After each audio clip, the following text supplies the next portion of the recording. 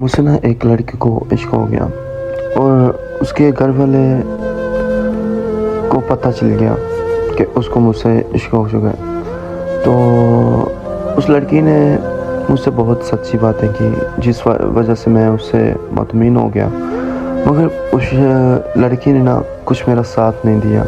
उसका एक दूसरा भी बॉयफ्रेंड था और वो सेटिंग ऐसी हुई कि उसने मुझे ऐसे ऐसे बोला कि यूँ आपने मुझे कुछ आँख का इशारा किया था तो मैंने आपकी कोई आँख देखी इशारे में, मगर ऐसा कुछ भी नहीं था। वो मुझे मनाना चाहती थी और मगर मैं ऐसा बेवकूफ़ कि उसकी बातों में आ गया और मुझे वो कहने लगी कि मुझे आपसे प्यार है।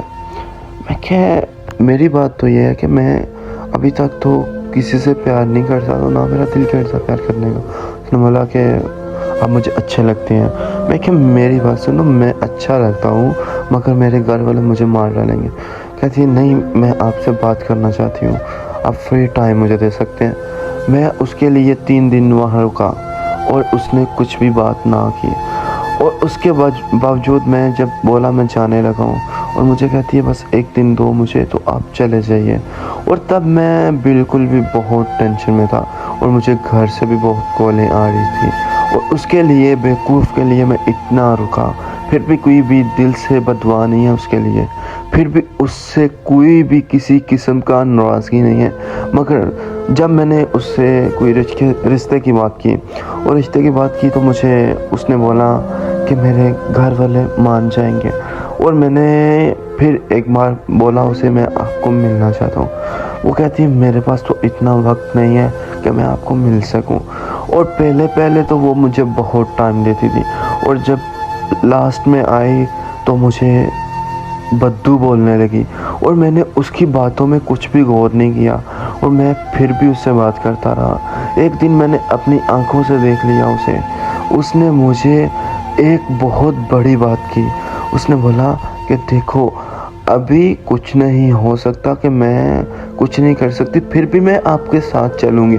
मैंने उसको बोला कि आप साथ चलोगी, साथ दोगी, मैं अगर घर वालों को बात करूँ घर के साथ। और जब घर वालों से बात की और मेरे घर वाले उस घर के, तो उनसे रिश्ता मांगा। और मुझे यह समझ नहीं आती कि वो देखो कि मामा पापा उधर गए जब रिश्ता लेने के लिए, उस लड़की ने बोला हाँ कि मामा मेरे लिए बस वही कालू से बचा है, कालू से बचा है, मैं उससे शादी नहीं कर सकती, ठीक है। बट मैं है भी ठीक था, घर की पर्सनैलिटी भी अच्छी थी, सब कुछ ठीक था। तो मुझे उसने कहा कि मैं बस उससे शादी नहीं कर सकती। और एक दिन मैं वहाँ गया और मैंने बोला कि आपने ये कुछ बोला, और साफ निकार करेगी कि मैंने कुछ नहीं ऐसा बोला, आपकी मामा और पापा झूठ बोल रहे हैं कि मैंने कुछ भी ऐसा नहीं बोला। मगर मैंने फिर एक मर्तबा उसे देखा और मेरे साथ एक मेरा दोस्त था और वो भी उसका रिश्तेदार लगता था।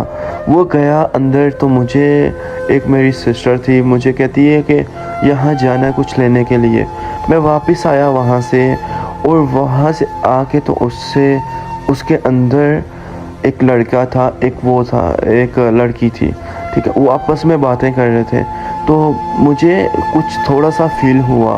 बट मुझे फील हुआ, मुझे ये लगता था क्या पता मेरी कोई गलत फैमिली है, वैसे इसका कुछ मतलब कज़न है, क्या है भी उसका कज़न था।